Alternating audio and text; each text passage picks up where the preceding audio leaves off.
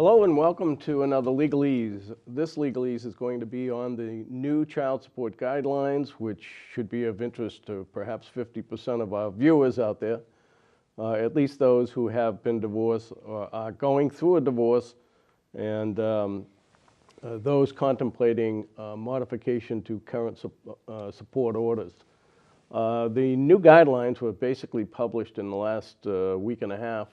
And I have with me today from my office the person I rely on to do our domestic relations, which includes divorce, child support, guardianships, and adoptions, who is Francine Poor. Francine, welcome.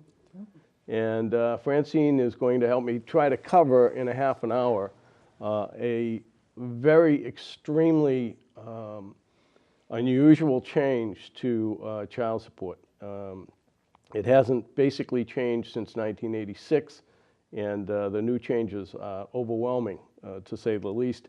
Some great and some not quite so great, but we'll go through them as fast as we can. One thing I would like to say, though, is if, as we go through, if you don't catch something and you want to get more information on it, I have on my website a place where you can go to look at the 2009 child support guidelines, and we'll put that website on the screen for you to view at some point. So I guess it's up now, and just go in there and take a look at the article that Francine has written, and it also has a comparison between the old rules and the new rules, if you happen to know the old one. So, Francine, let's start off with modifications. Modifications take place after a divorce or a separation. Time goes by, things may change, and so on and so forth, but the new rules now call for very specific times when you can do modifications. Exactly. With the old guidelines, there had to be a discrepancy of 20% or more between the old and what you wanted to modify it to before the court would modify your child support. Now the order must be at least 3 years old. You can modify if there's a change in health insurance, you've got health insurance, you don't have health insurance has changed, or if there is what the courts refer to as a material change in circumstances, which is a major life change for either party.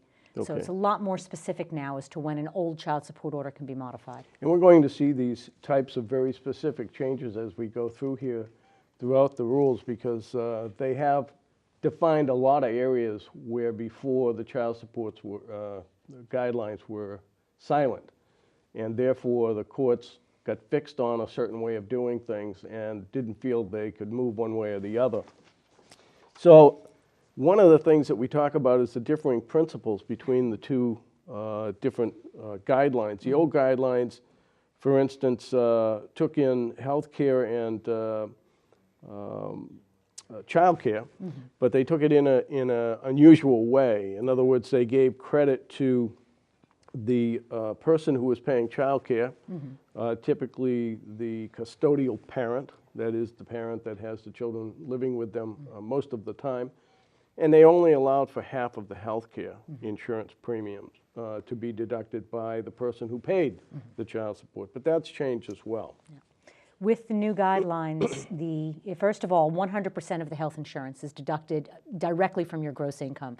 Whether you're paying health insurance for yourself or for yourself and a child or for yourself and a new spouse and another child, doesn't make a difference. Whatever health insurance is coming out of your paycheck comes immediately off of your gross income, which is a big change from the old way of doing things. The other change with child care is that the full amount of child care comes directly off of the person who's paying its gross income. With the previous guidelines, it was assumed that the custodial parent was paying child support, and that came off of their income if the non-custodial parent was contributing to, child care. If the non-custodial parent was contributing to child care, that didn't get figured into the guidelines. Right. Now, all child care expenses come directly off of the gross income of the person paying them. And that's an important point, but because before, in the old guidelines, we took the person who was going to be paying child support, and that basically was the focal point of the guidelines, and everything came from that number, the income number. Now the guidelines start off with what is the income for the custodial parent and what is the income for the non-custodial parent, and it allows the same deductions for both. Exactly. So even if the non-custodial, that is the person paying the child support, has an insurance plan and pays toward that insurance plan, even though that plan doesn't cover the children, he or she is still entitled to take the full deduction, not half anymore, but the full deduction of that insurance premium, correct? Exactly. Okay, and so that's a significant change. As we go through here, though, I want to point out that you should keep in mind that the child support guidelines, as we have gone through them in the last week and a half, numbers of times, seem to be higher. And that is not good news for the payer of child support. That is one of the things that we were hoping as attorneys that the courts would take a good hard look at and try to determine whether or not it was a fair amount that was being paid by whoever was paying it. But we seem to find that anywhere from a few dollars more to nearly double in some cases, the child support guideline, the new ones, seem to come out higher. The only time the new ones are lower is if the custodial parent earns substantially more than the non-custodial parent. In that case, child support goes down because the custodial parent's income counts more heavily towards the new guidelines. Right. In every other case, they were higher. Okay. And that's a very unusual case. Typically, it's not the custodial parent that's making more money, right? Okay. Another issue is, what is income? Before, the old guidelines defined probably 15 or 20 different categories of income. A couple new ones have been entered into the new system, and what are they? The old one said any income constituted a regular source of income when the family was intact. That was income. Now they make provisions for Social Security. It makes provisions for disability pay. It makes provisions for military pay. It makes provisions for overtime, second jobs that were in place when the family was intact. Any sort of under-the-table income that was in place when the family was intact can all be put into the new child support guidelines. Okay, the interesting parts of the new guidelines, though, is with respect to, and I guess we have another category of other, but the interesting part is as far as second jobs and overtime is concerned. That's a big one. And what's the change on that? The Because change, that is a big one. If a non-custodial parent gets a second job or takes on more overtime after the child support order is put in place, that cannot be grounds for a modification now to increase the child support order. And that's the initial order. Yes, the initial order. Okay. What we saw happening before is people would get divorced. Now all of a sudden the non-custodial parent finds usually himself supporting two different households. He can't support himself, goes out, gets a second job. The custodial parent drags him back into court for a modification to raise the child support because now he's earning more money. Right. Now, no more. No Right. more. If you want to go out and get a second job to help yourself because you've got child support payments, you can do that without being penalized, which is a good thing. That's right, as well as overtime. Exactly. Which right now people are lucky to have a job, but if they do have a job and they're lucky enough to have overtime, if the overtime was an integral part of the marriage at the time that they were living together, then it counts. But if it doesn't, then he's free from that overtime. Exactly. Yeah, that's good. And that was a very important move on the part of the courts to do that, I think. The other thing in the old guidelines, the non-custodial parent basically had a $20,000 cushion that was deducted from the non-custodial parent's... The custodial parent had the $20,000. I'm sorry, the custodial parent, that's right. The custodial parent's income. And as a result of that, the child support was basically increased proportionately from that $20,000 cushion. That's not mentioned in the new guidelines. $20,000 is gone. Normally, you would take the custodial parent's income and knock $20,000 right off the top, and no more. Now both incomes are counted equally. Okay, good. And that's another positive change. Again, a lot of positive changes, but we're still finding that these guidelines are a little bit higher in most cases. Custody and visitation, that was an interesting part of the guidelines. Prior to the new guidelines. The old guidelines basically talked about traditional custody, which was every other weekend, one night a week, and that was the non-custodial parent's time with the children. The rest of the time was with the custodial parent, and as a result, the guidelines were built that way. What's the case now? New, they define parenting time as primary residence with one parent and 1/3 of a time with the other. If that's your arrangement, if it's 1/3 of a time or less, then the child support guidelines are going to apply as is. What the new guidelines also do is they specify how child support should be calculated in the case of a shared custody arrangement. When the child is spending half the time with one parent, half the time with the other. We do see this on occasion. The old guidelines say they simply don't apply. The new guidelines specify how they should be applied, which can be extremely helpful. As I said, the old one simply did not apply in a shared custody arrangement. Right. And that calculation, many attorneys were using anyway. And that was to calculate the child support on the custodial parent side, calculate the child support on the non-custodial side, and if there was a difference, whoever made more money paid the child support. Well, because the idea of child support is to equalize the two households, so the kid doesn't have a much better lifestyle with one parent than he or she does with the other. Yeah, exactly. What about the age of children? The age of children used to play a lot in the old support guidelines. Not necessarily true here. No, there used to be an automatic increase, not sure of the percentage, once the child hit 13 years old. The child 10%, support, I think it was. Was it a 10% increase 10%, at 13? That's gone. Now there's no more adjustment for children over the age of 13. The child support guidelines as they are written also end at 18 or when the child graduates high school.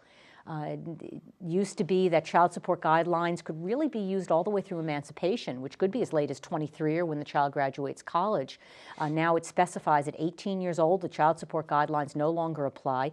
You still probably have to pay child support. That's an important distinction too, because we don't want people thinking because their child turned 18 yesterday, they can go running into court and be done with child support.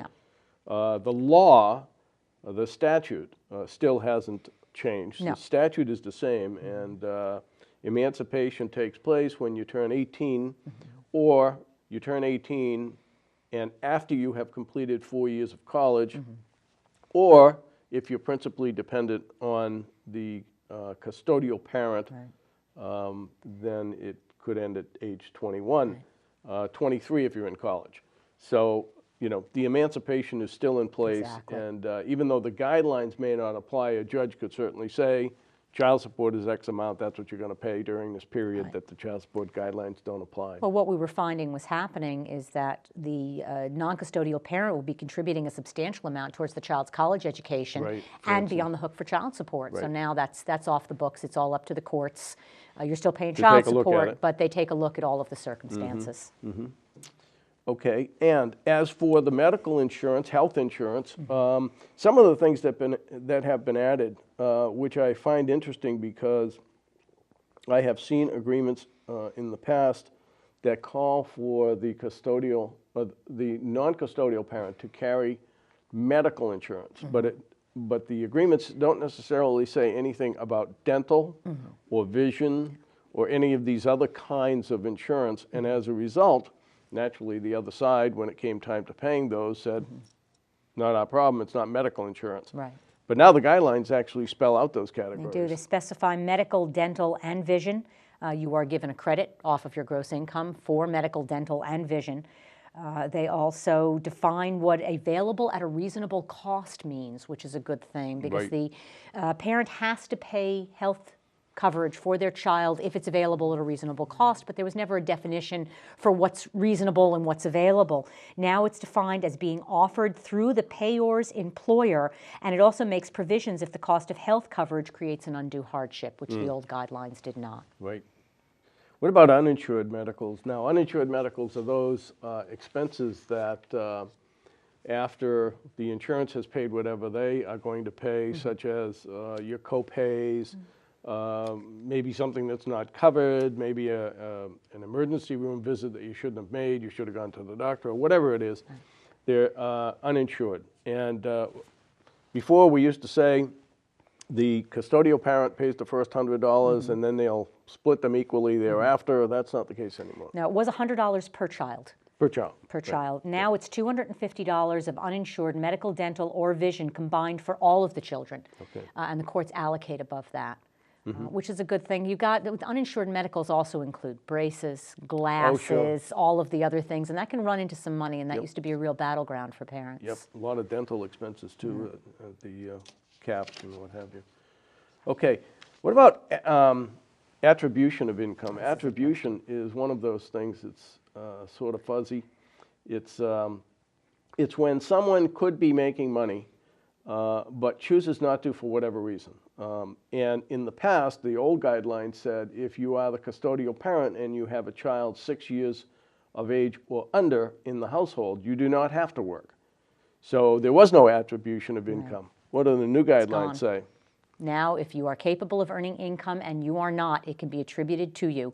It doesn't make a difference if you have an infant at home or you have a teenager. If the court finds that you're capable of earning a living and you are not, the court will attribute income to you. Yep. And we have seen cases where you have teachers that have decided that they're going to retire at the age of 45 or 50 and stay home and basically do nothing. And the court says, that's fine, you can do that, but as far as we're concerned, you're making $50,000, and so we're going to attribute that amount of money to you when we calculate the child support. Exactly. So go get the job, don't get the job, but that's what we consider you to be making. Prior orders for support. Very important thing that in the past, it was covered to some extent in the child support guidelines, but it now is very specifically covered. In the past, it almost, to me, seemed to depend on the judge's mood as to whether or not old orders were taken into account. If you have other children to support, there were some judges that would take a hard line and say, tough, if you can't support them, you shouldn't have had them, and that was the end of that. There were some judges that would drastically alter child support if you had another child to support. Now it, again, is taken off of your gross income. It's a mathematical equation. It is deducted not only any other child support orders, but you can also get credit, so to speak, for money that you're voluntarily paying to support another child, even if it's not a court order, and you can get credit for a child who is living with you at home that you're supporting. So that's all going to come into a new battleground that we never saw before. Yeah, the other area that I meant to bring up when we were talking about income is The cap? no, the under the table income. Which is an interesting way that they've addressed that in the new guidelines. Absolutely no mention of that in the old guidelines. What have they said now about the under the table? It wasn't mentioned in the old guidelines, but I've had a number of cases that take under the table income into account. You got to prove it. Right. You always have to prove it, and the beauty of under the table income is it's nearly impossible to prove. But they do at least give you now some categories of what the judge can look at to determine what the under the table income might be. Right. And that is how the person's living, what their expenses are, and so on and so forth. It's very difficult to pay a bill if you have no income. Exactly. And so the judges now at least have some direction, Right. As opposed to depending on an attorney to come up with an argument. If you're claiming that you earn $15,000 a year, but you're living in a $500,000 house and driving a BMW, the judge now has the authority to look at that and take it into consideration. Exactly. As far as deviations from the guidelines, in the past, the old guidelines said that the judge can deviate plus or minus 2% on whatever the calculation comes out to be. Or if the judge wants to write a ruling on why they have deviated further than that one way or the other, that's acceptable. What do the new guidelines say, however? New guidelines give a laundry list of reasons why the judge can deviate. If the parties agree and the court approves it, if the child has special needs or special aptitudes, if the child has extraordinary medical or other expenses, the application of the guidelines leaves the party without the ability to support themselves, which is a very big one. If the payor is incarcerated and likely to remain so for 3 years, the guidelines don't apply. If the application of the guidelines would lead to a gross disparity in income, If the parent has extraordinary medical expenses or extraordinary travel or other expenses relating to parenting, the application of the guidelines may adversely impact reunification of parent and child. Not quite sure what that means, but it's one of the reasons they can deviate. Or if the application is not in the best interest of the child. If you can fit your deviation into any of those categories, then the judge can approve it without a special motion or a special order. Now, what that means, that laundry list, is that before, where the judge basically had the 2% plus or minus and any other great reason he or she could come up with to deviate from the child support guidelines, which, by the way, they didn't very often. I mean, it was nearly impossible to get them to do that.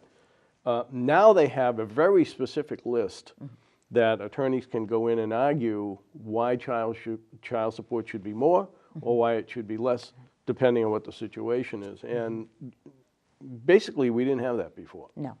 So that sort of thing is going to be an advocacy type of thing where you want to have your ducks in line when you go in and ask for child support. It's not the simple calculated, here it is, that's the end of the story anymore. Well, we still have to wait and see how the judges are going to be reacting Applying to the new it. guidelines. Yeah, sure. You can go in and make a beautiful argument, and the judge is going to say, no, I'm sticking with the guidelines.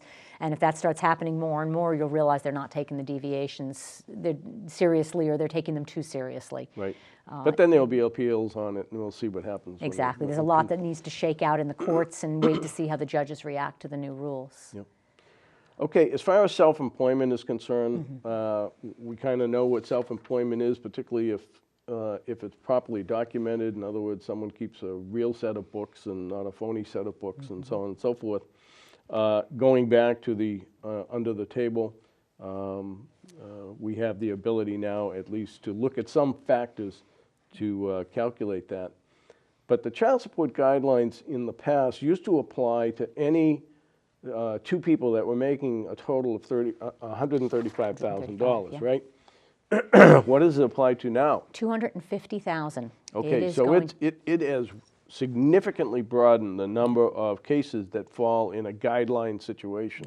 Yes, we're going to see a whole lot more people falling under the guidelines than we previously did. Okay, and before, what would happen is the judge would have to make up his or her mind as to what child support would be. And that number would be based on, yes, incomes, but perhaps standards of living as well, and what the mix is between spousal support, if there was any, and what the children needed to survive, and so on and so forth. So there were a lot of very unknown factors that when attorneys went in to argue what child support should be in those cases where the parties were making more than $135,000, that argument only takes place now at $250,000. Exactly. Yeah. Okay. Again, I'm going to tell you about the website that Francine has done an outstanding job on the article that she did on there, as well as the comparison. You ought to go look at that. But and it's on the screen now. But the idea is that the child support guidelines starting January 1st have changed significantly. They are not minor changes. In the past, what they have done, when I say they haven't changed since 1986, they actually did change in 2001, I think, somewhere in that area. But they basically just changed the numbers, and the calculations were pretty much the same, and so on and so forth. This is a completely different set of child support guidelines. And if you read through the article that Francine has written, we're also going to try to get up there in short order the website you can go to actually get the worksheet online and do your calculation of child support for your own particular set of circumstances. Naturally, a lot of people don't know what the other spouse is making or what they might be paying for childcare, or a lot of variables, but you might be able to get a reasonable figure as to what child support is going to look like. Remember, the courts did, in their foresight, prevent instant modifications. With some of these circumstances, I ran side-by-side comparisons with the old and the new. If both parties are earning approximately equal, child support will come close to doubling. The court doesn't want to hear from you. If that child support order is less than 3 years old, even if the child support under the new guidelines is going to come close to double, if it's less than 3 years old and there has not been a material change in circumstances, you cannot go in for a modification. Very important point. If your child support order is more than 3 years old and it looks like the new child support guidelines are going to create more or less money, whichever side you're on, it might be worth contacting an attorney about going in for a modification. Yep. With the custodial parent earning less than the non-custodial parent, child support goes up a little bit, maybe 5 or 10%. It's not a drastic change. With the custodial parent earning substantially more than the non-custodial parent, child support seems to drop. So the biggest disparity that I can find is with equal incomes or if the custodial parent earns substantially more than the non-custodial parent. Those are going to be the big changes. Okay. All right, so you want to stay tuned because there's a lot to come on the new child support guidelines. I might also point out that these guidelines were not just done by a number of judges sitting around in a room coming up with some brilliant ideas. They had economists, they had representatives from the Fathers Association. I can't remember the title of the association, but Fathers for Fairness or something along that line that has been very vocal in attempting to get child support at a reasonable level. My understanding is, from what I've read, they were not happy with the end result, but there were a lot of different inputs into this, including judges and lawyers and mathematicians and economists and so on. So like them or not, that's what they are, at least for now, until someone can show that they're not reasonable.